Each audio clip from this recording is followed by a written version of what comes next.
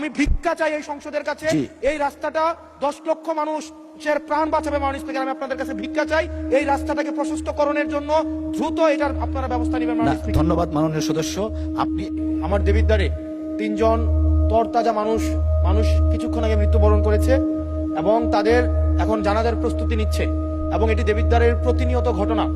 বাংলাদেশে কোনো সড়ক নেই, বিভাগীয় শহরের 2টা বিভাগীয় শহরকে যুক্ত করেছে, কিন্তু সেই রাস্তার প্রশস্ত হচ্ছে মাত্র 18 ফিট।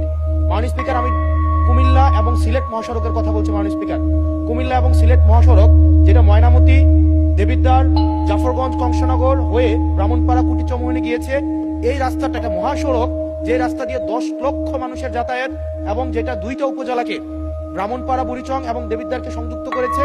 যেখান থেকে চিটাগং থেকে যদি আপনি সিলেটে যেতে হয় অথবা সিলেট থেকে যদি চিটাগংয়ে আসতে হয়, একমাত্র রাস্তা যেটা মাত্র মাননীয় স্পিকার 18 ফিট। এই 18 ফিট রাস্তা দিয়ে প্রত্যেক দিন এটা মৃত্যুর মিছিলে সেটা পরিণত হয়েছে। দেবিদ্বার বুড়িচং অংশটা প্রত্যেক দিন মৃত্যুর মিছিল। কেবল এই মাসটাই 23 জন মানুষ মৃত্যুবরণ করেছে এই সড়কে দুর্ঘটনায়। মাননীয় স্পিকার,